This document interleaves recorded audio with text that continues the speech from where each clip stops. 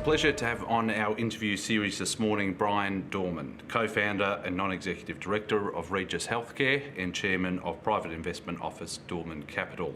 Founded in 1991, Regis has grown to become one of Australia's largest and most successful aged care and retirement living companies, operating in excess of 65 facilities across the nation, incorporating some 6,000 places. In 2014, the company was listed on the Australian Stock Exchange and has a market capitalisation exceeding $600 million. Over the course of the past decade or so, the business has also generated investment interest from some of the country's most revered institutions, including Macquarie Capital and Washington H. Soul Pattinson. Via his private investment vehicle, Dorman Capital, Bryan is an active investor in both operating businesses and property development projects, with recent capital deployments including in the PETstock chain and the revitalisation of the Mernda Town Centre. Bryan, pleasure speaking with you this morning and welcome to the series. I thought I'd open up with your thoughts on the current environment. In particular, I've been speaking with people who are concerned about brand Melbourne and what the future holds. Give us an indication of your impression of where we sit and the current business conditions. I presume you're referring to the last 2 years mainly. Correct. Yeah. Look, the town and the state has been pretty well devastated. People are very defensive. They're insecure.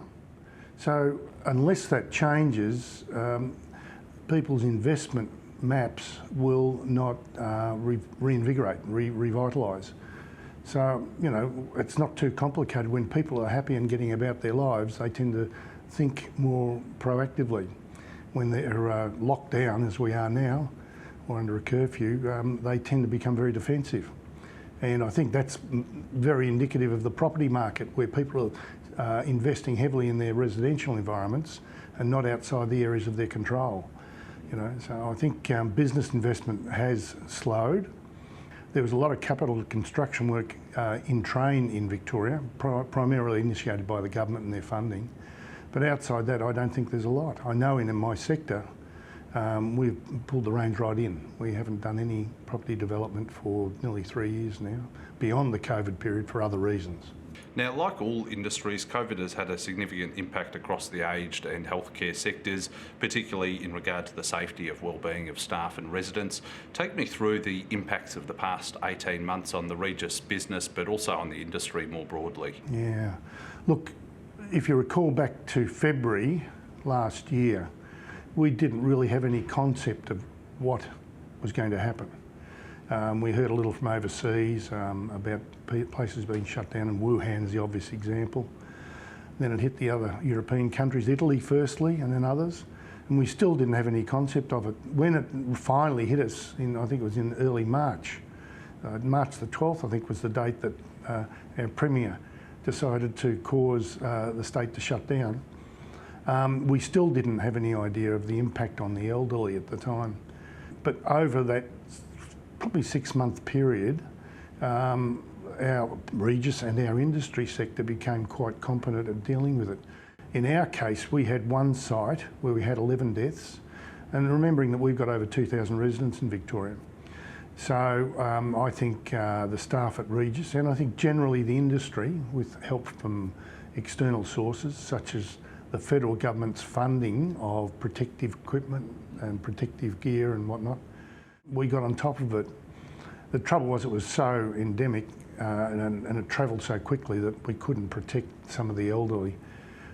There's a little bit of confusion about that, in that most of the people that died had what's called comorbidities. They had other things that were wrong with them. A lot of them had breathing problems, dementia, onsets, heart problems and organs, and that sort of brought on their death rather than caused it, the COVID situation. Yeah. So I think the industry in Victoria particularly has coped incredibly well, given that there's probably 80,000 residents in Victoria, maybe 60,000 residents in nursing homes. And I think the level of deaths was quite manageable, given that it was less than the flu endemic 2 years earlier. We lost more people in the flu virus process in 2018 than we did in COVID. One of the major trends of recent times has been intrastate migration away from metropolitan areas toward regional areas, but also interstate migration, particularly to Queensland.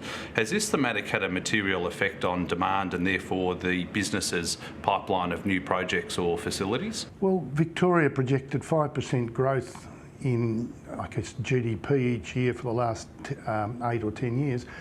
And we had 6% population growth each year. So I'm wondering where the GDP came from. It was immigration, increase in population.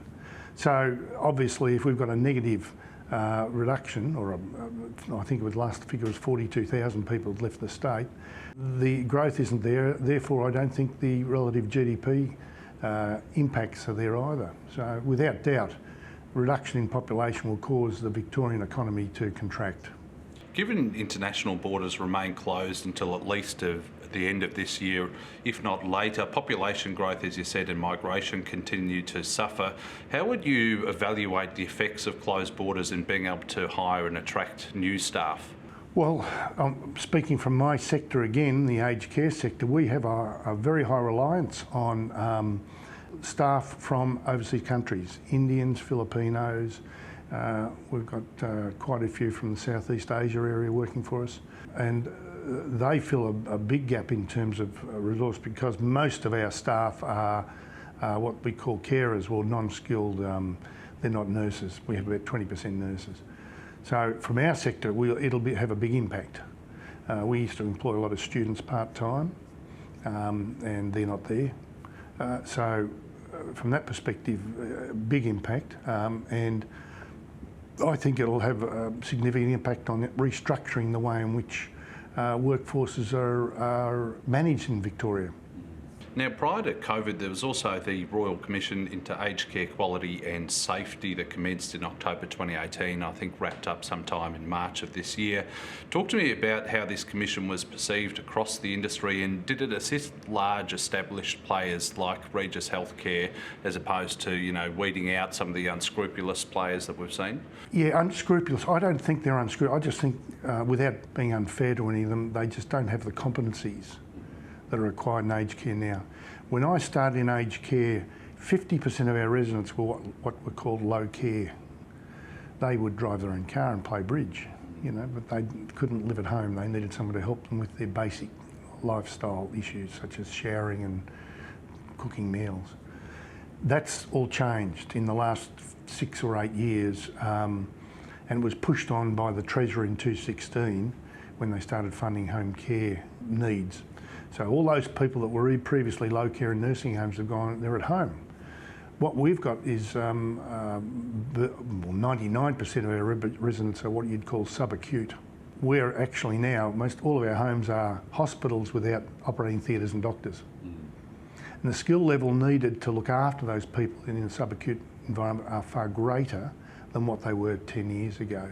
It's been a progression. So when you said unscrupulous, no, they're just not capable of dealing with that change in the demographics of their residents. And we have spent a lot of time and effort in our organisation, as most of the larger organisations have, in building systems and processes around that need.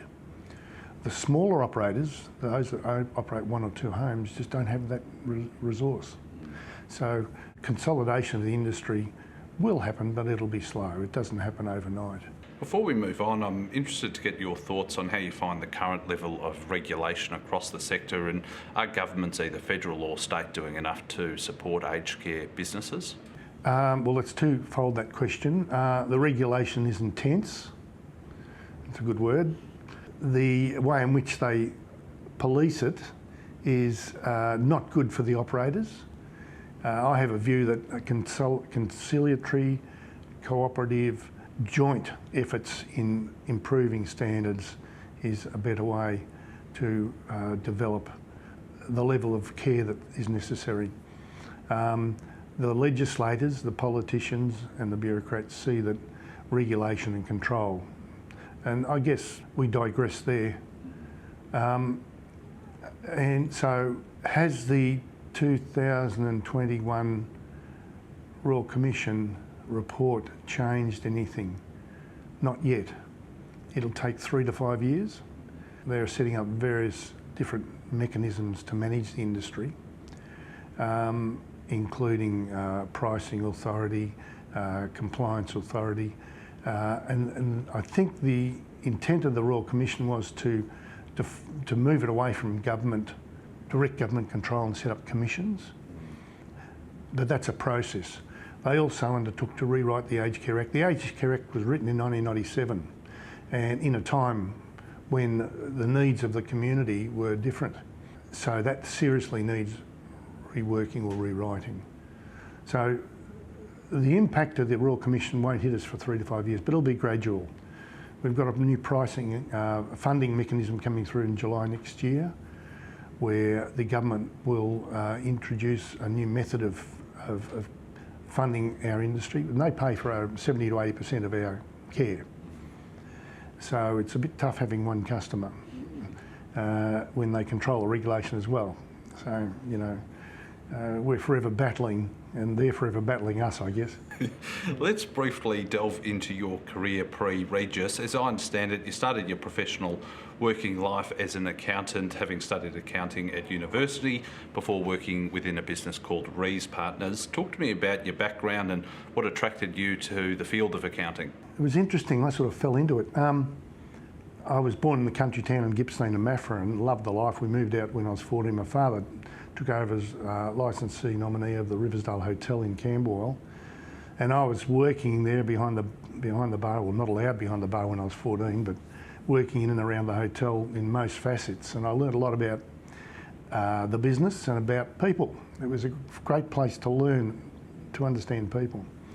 I learned too much, and I really enjoyed my later years at secondary school, to the extent that I failed my last year, year 12, because I was enjoying sport and girls too much. You know, it was a lot of fun. Yeah, and then I wandered around a bit. I backpacked a bit and worked in a few companies for a short period of time. Didn't really find what I liked. Worked on the Cape ships that serviced the lighthouses as an exec officer for a couple of years. It was fantastic. I saw a lot of the countryside, the coast more than the countryside. And it was a great experience too in logistics. Then I went back and got an accounting degree and a law diploma. It took me 8 years. So it sort of changed my direction completely. And I was always interested in sport and playing footy with a couple of guys. They said, come and join me at Rees Partners as a worker, an employee initially, and a partner in, I think, 1978 or thereabouts. And that just changed the dynamic in my life completely. Working with people in small business and business, working with some very interesting people in the business community, public companies as well as private. And I learned a lot in a very short space of time and saw some interesting things in the business community. So it completely changed my direction in life. And that time I met the girl who I'm still married to. We had our 47th wedding anniversary this week. So I met her at Sunbury Pop Festival of all places. That was interesting.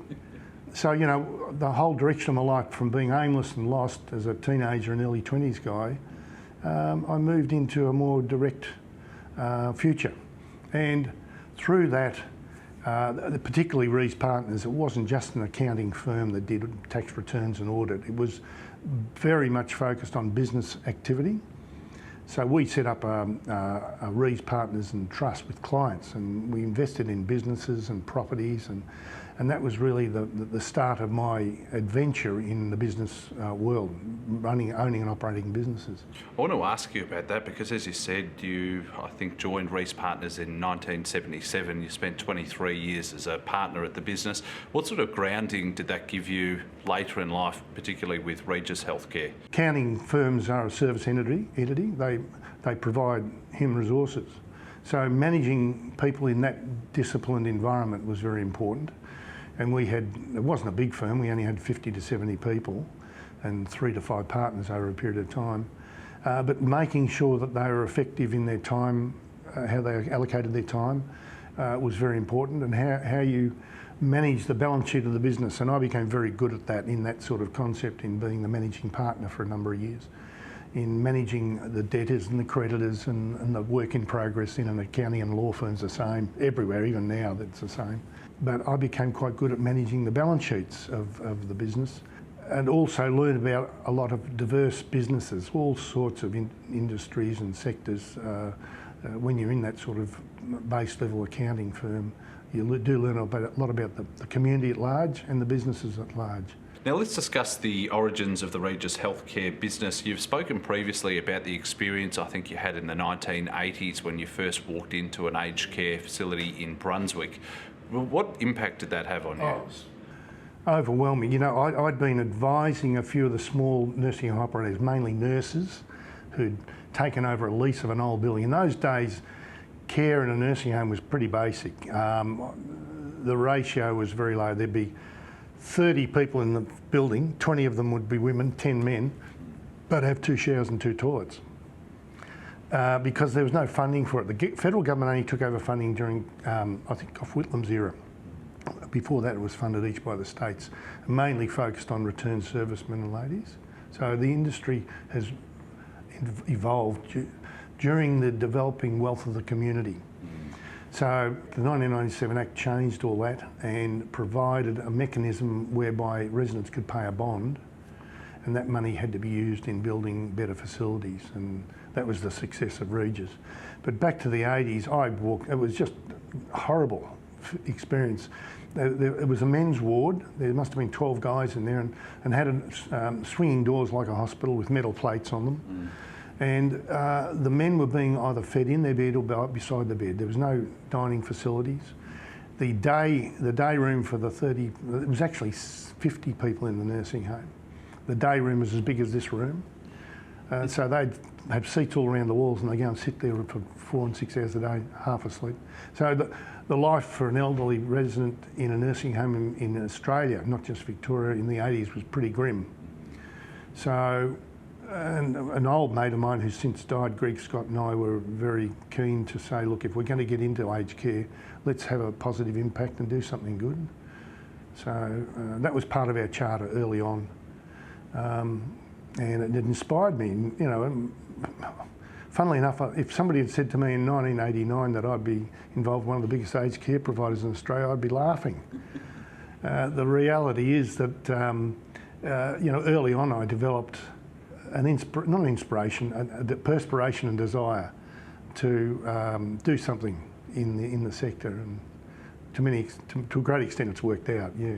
As I understand it, next came a chance encounter whilst you were on holiday, I think in the Sunshine Coast with your family, with a gentleman called Ian Roberts.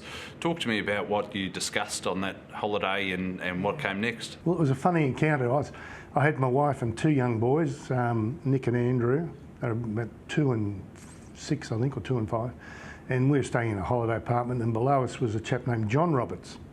And I used to play clarinet socially, just when the kids were asleep, really. And he came up and said, "You're the worst clarinet player in Australia." And we hit it off. John and I, we were great mates. That was Ian's father. And through that association with John initially, I started doing a few small projects with the family. They were based in Queensland. They were originally from Melbourne, but they moved up there in the early 80s. So I did a few projects through my accounting practice with them, and they invested in some of our development projects. They're all successful, moderately or highly successful, but we didn't have any real failures, except for one, but I won't dwell on that. So the relationship built. We both worked on it.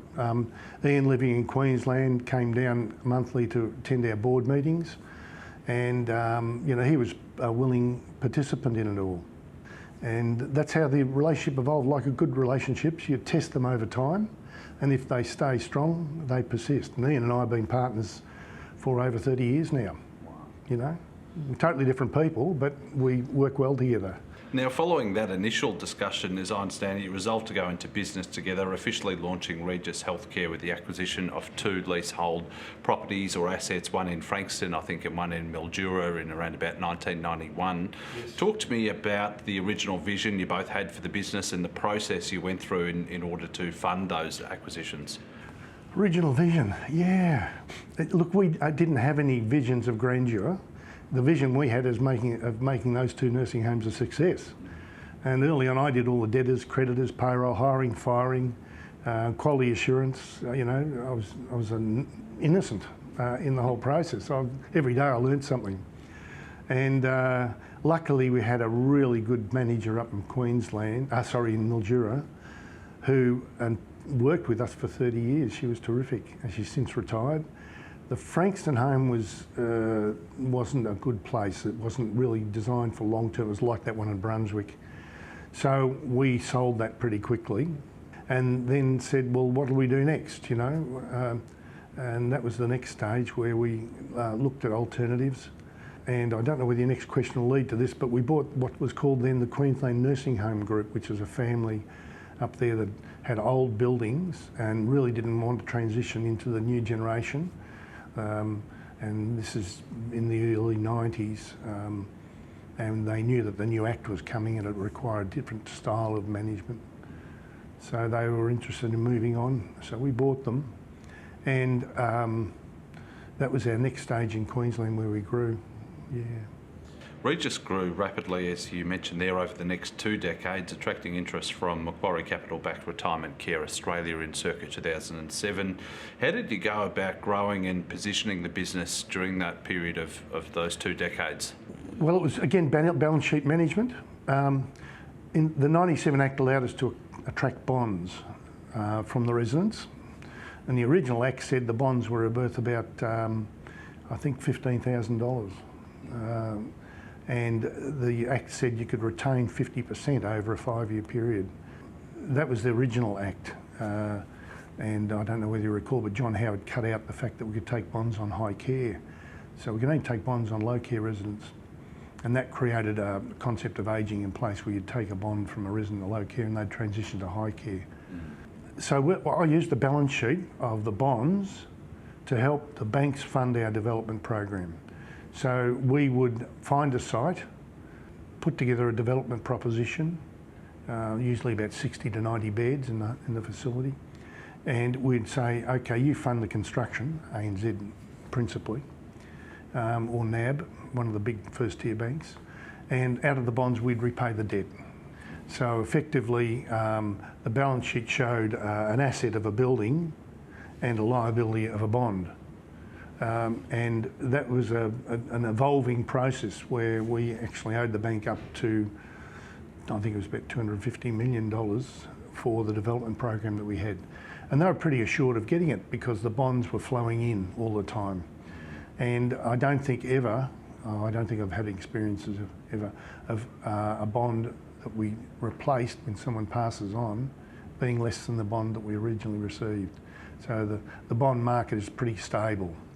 Yeah, and that helped us. You know, we were able to absolve our debt as and when we opened up each facility. It probably took 12 to 18 months to repay that debt on each one. During that time, we built a pretty good capacity for management. I always focused on each home is a satellite with a manager, and they're skilled in certain areas, all different. Every nursing home is different. So we set up a central management office to supplement the resources at the nursing home that they didn't have, either financial, quality assurance, recruitment, training, those sorts of things. Some of them didn't have all the skills, so we'd supplement it. And that's how I perceived the Regis organisation being set up, with a resource at head office. Not just a resource at head office to tell everybody what to do, but a resource at head office to supplement the skills at the nursing home. And that's still the model that's... It's changed a lot. It's become quite a bureaucracy because it's so large. We've got 9,000 employees. And the way in which we have to administer nursing homes now is very much compliance-based with documentation. And we're forever playing a catch-up game on IT, which is technology to back up the information processes, yeah. Speaking of Macquarie, it took, I think, a circa 44% stake in the business in 2007, only to sell it back to yourself and Ian in 2013. Talk to me about the merger with Retirement Care Australia.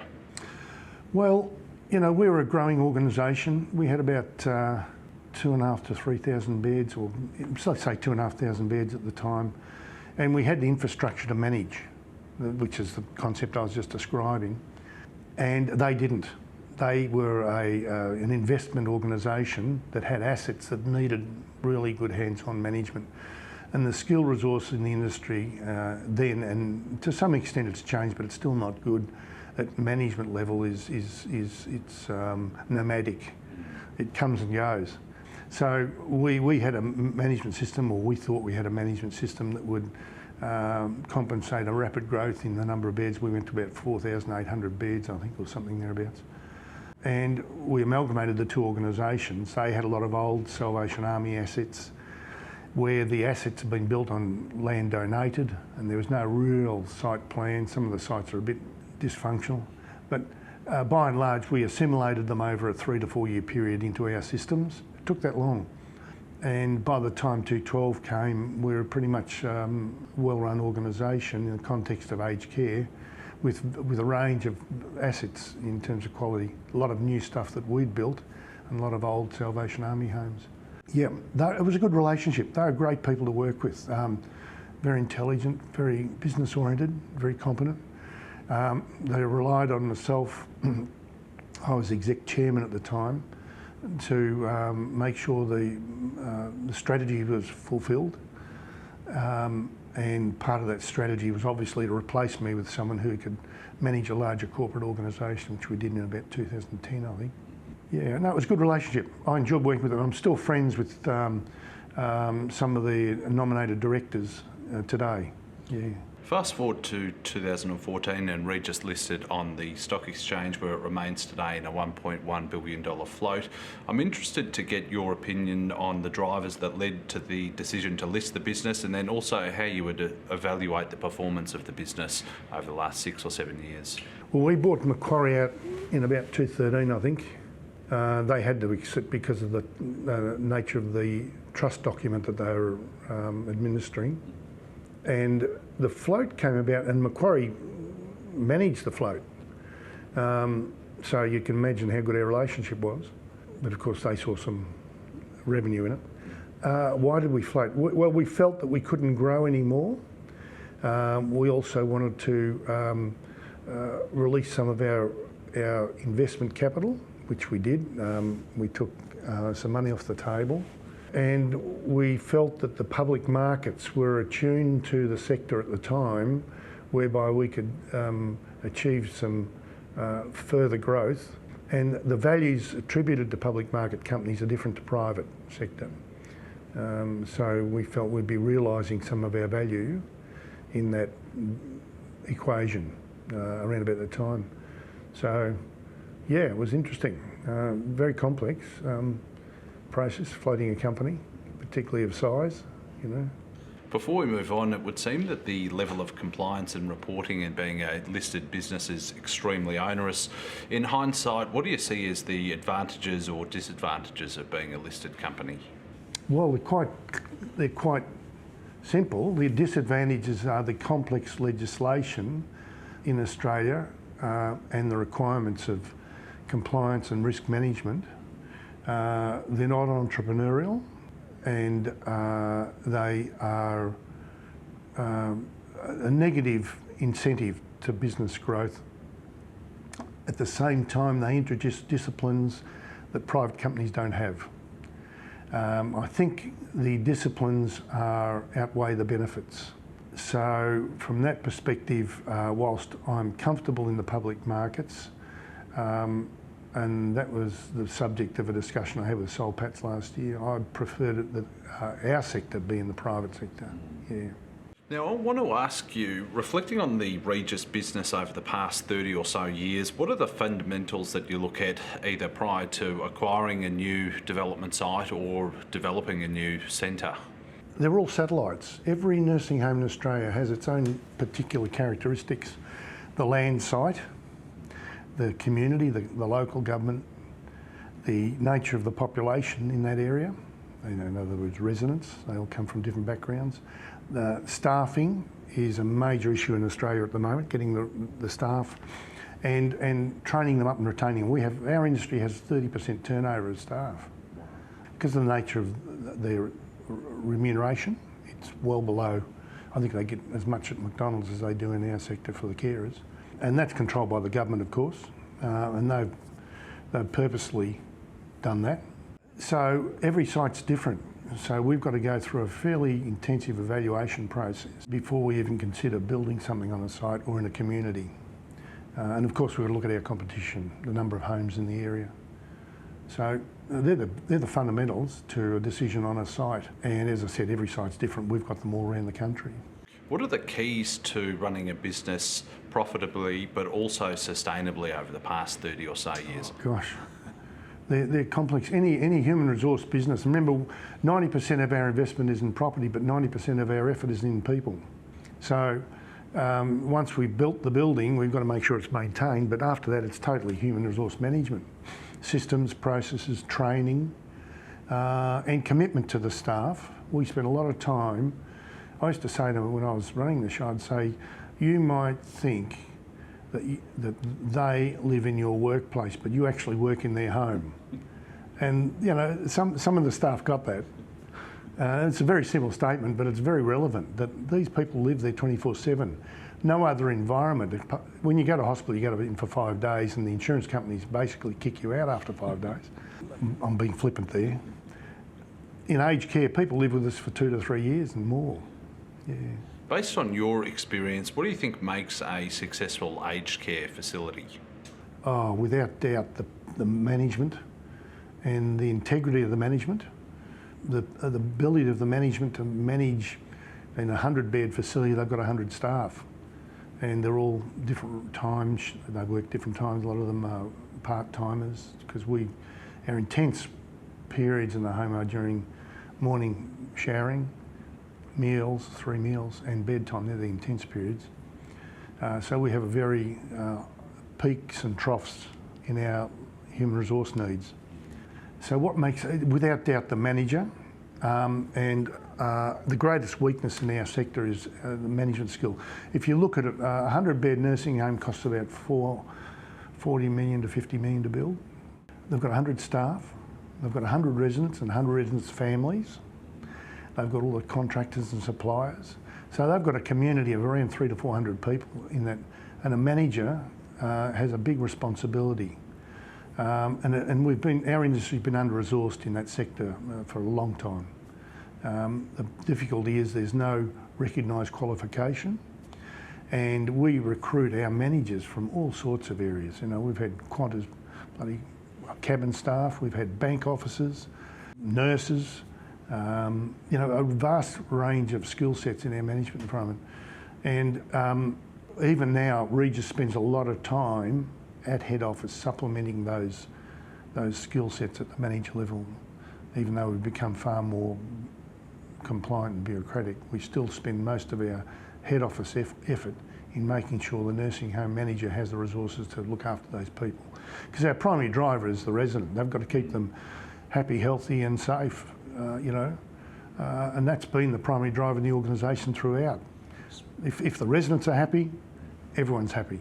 Speaking of the residents, I'm interested to know how have their needs changed over the years, and then how have you had to adapt the facilities to facilitate their needs? Yeah, it's changed. The first home we built was Allura Gardens. There was 27 square metres per resident. That included the living area, the particular areas, the rooms, and the facilities areas.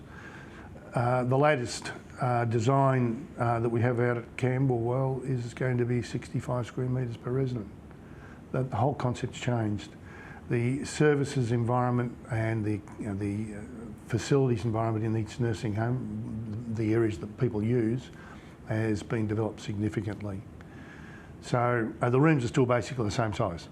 They've got all single rooms with en-suites. They're all basically the same size, but the community area's much bigger. So the lifestyle they lead is different, yet our resident population is aged, and the type of resident we have is now subacute compared to that first one we built in 1997. In terms of the ageing population, I think I read the other day in 1980, I think the average life expectancy was about 74, 75 years. Yeah. Now it's 82, 83. Has that been a benefit for aged care operators? Well, it gives us a bigger population to pick from. Look, no, it's tougher in our industry now caring for the elderly because of their age and their general well-being, their health.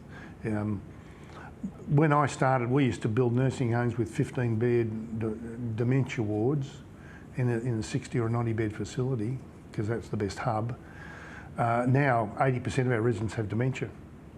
because the brain just starts to deteriorate at the age of 80, you know, or whatever, it's even younger. But the fact is, dementia is a far higher impact on our industry now than it ever was. And strangely enough, the Treasurer at the time in 2016 cut out dementia funding. So, you know, the governments see aged care as a cost.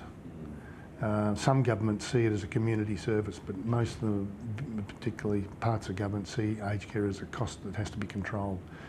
Yeah. Now, before we move on to Dorman Capital, I thought I'd get your views on investment appetite for healthcare assets. You've seen some of the sales for healthcare properties over the last 18 months in particular, certainly the flavour of the month in terms of both domestic investors and some international investors. How are you finding the commercial property market from that healthcare perspective? Commercial property, look, I'll tackle that question this way. As the countries around the world become more wealthy, the percentage of GDP on healthcare increases. For years we were about 10 or 12%. America has been at 20% for a long time. We're getting up there, but we're not there yet. So the appetite for healthcare investments increases with the percentage of GDP. So there are countries in the world that spend 5% on GDP, of health on GDP, or definition of health. And if you're looking to an opportunity in the healthcare sector, you'd be seriously investigating those countries to see whether there's enough wealth emerging for the percent of GDP to spend on health. So, and if you use the Americans as a yardstick, 20% is a good number. 5 years ago, I went to a Macquarie function. They said the areas of growth are education and healthcare, and I couldn't disagree with the healthcare. I didn't know enough about education spending. But that's, apart from COVID, their prediction was pretty accurate. Yeah. Now, so there's still some opportunity, but it's diminishing. Now, we're in the offices of your private investment vehicle, as I mentioned in the opening, Dorman Capital. Take me through the business in terms of who's involved and what the mandate is. Well, when I was in the accounting practice, I had a relationship with a family. It progressed from being just doing their tax returns to being their secretary to being on the board, then chairing the group. And I watched how they hadn't really planned generationally. You know, there were some sons and daughters in there that really, their future hadn't been shaped, hadn't been given independence. So I learned a lot from that, and I was pretty determined not to let that happen in my family. So my oldest son is 39 now, but I've been nurturing him through working in Regis. He worked in the Macquarie buyout and the float and various other things. So he's had, and then he worked overseas for a while. The other son lived in London for a while doing things. So they've had a lot of external experience, and I wanted to prepare them for the generational issue. So I set up Dorman Capital initially with Ian back in 2010, 12. We worked together for a while, but the generational ages were different with him, so we said, look, it's probably best if we go our own way, amicably. And I set Dorman Capital up to be able to invest in property, which is a good core, stable investment, and businesses of varying types. Like my early journey when I was in my 30s, I had interest in a lot of different businesses. So that's the direction of Dorman Capital, to have a stable generational investment vehicle. And what are you seeing in both of those asset classes, starting with operating businesses and then also in the property sector? Well, the property's been pretty good. The cap rates on properties has been very strong during the low interest period. So, but I think with property, you've got to take a 10 to 15 year view. We've got some development sites that we're working on that are still in the pipeline, but generally I've always taken a longer term view with property, and it's a good base for any balance sheet. I think so. Most of the funds I deployed after the float were into property. In the business sector, the world's changing. You know, from when I was a young guy, some of the big business successes over the last 10 years have just been amazing in sectors where the balance sheet has no assets on them. Google, Facebook, they have no assets on the balance sheet. No hard assets, no tables, no chairs, no cars. Yet they're valued at what they are. So the world's a changing dynamic. So I think I've missed that era. And my boys are far more attuned to it, thankfully. So I think that's the biggest change in investment, is the nature of the balance sheet of companies and the values people place on intangible assets, i.e. Google and Facebook. There's a huge value placed on an asset that you can't you can't hold it. I've always seen Australia as a big gravel pit and sheep farm. It has changed a little. You know, the sheep aren't there anymore, but the gravel is. So there's still a lot of wealth eked out of the ground in Australia over the next X years. China's been a massive impact on our country over the last 20 years. It's just phenomenal what's gone on in China. So they're the two major catalysts, the intangible assets on balance sheets of successful companies and the fact that we've gone away. 75 to 80% of our revenue in Australia is service-based. So we don't make anything anymore. We export the country. And it's something to reflect on for the future. I want to ask you about that exact thing. There's been a lot of talk recently about a return to domestic manufacturing and our capabilities to do that. Do you see that as a growth industry moving forward? It's a difficult space. I was in Toughmaster Carpets, which is a carpet manufacturer back in the 80s, and we were protected by tariffs then. When the government took the tariffs away, we had to struggle against imports that we couldn't because of the labour cost. Our great problem is we're a wealthy society, and people just aren't prepared to work in those environments for competitive wage rates. So I think we'd have to be very selective about what we do here, what we manufacture here, in such a way that we can compete on the wage environment. And so far I haven't seen much. Future of Australia's relationships with its regional peers, in particular China, do you have a view on that? Yeah, look, the China environment's been shaped by the leader. Well, that's what I read. Leaders come and go, but with China, I describe them as inscrutable. They're very, very single-minded and tough. So this will be a decade-long isolation for our country. That's the way I read it. And we have to prepare, and as they did when they shut out a few of our sectors recently in the trade environment, we have to be prepared to go elsewhere. But it's different when, 70% of the Chinese product is exported. Everything that we consume in terms of manufactured product, probably 80% or 70% comes out of China. Now, just to round out our discussion, reflecting on your career, and it's been an extraordinary career, what are the key lessons you've learnt along the way? Gee, yeah, that's a good question. Without doubt, it's the people. I used to say to my boys, you run with dogs, you get fleas. It's a terrible statement, but it's pretty true. If you mix with good people, if you make sure you keep integrity to the extent you can in the business community, because sometimes it gets a bit tough, I think it's the people that you rub shoulders with, the people that you mix with, and the people that you do business with is very important. Yeah, particularly in a country like Australia, where a fair go used to be, or still is in some respects, the attitude of the community. Now, outside of work, you've obviously got a number of hobbies, golf and yachting, but perhaps less well known because you don't advertise it is all of the work you do from a charity perspective and philanthropic perspective. Tell me about some of the initiatives that you've got underway that you're passionate about. Oh, okay, yeah, great. Well, when we took some money off the table in the float, I said, I've got to give some back. So we set up a Dorman Family Foundation. And, being perfectly truthful, some of the larger charities, the return on investment is not all that good. Sometimes there's 40 cents in the dollar gets to the end consumer, sometimes less. So we've targeted a sector around town, around the country, where it's low profile, but we get a high yield on them. We help out kids who are lower socioeconomic areas in buying school uniforms and school books for them so they don't get embarrassed when they turn up at school. And that, we had some great successes there. We helped fund things like the Amy Gillett Foundation, which before it became government sponsored, we got them off the ground in our own way. And I'm also involved in an organisation called Making Waves Foundation through my yachting enjoyment. They provide ocean sailing and sailing experiences for physically and mentally disabled kids.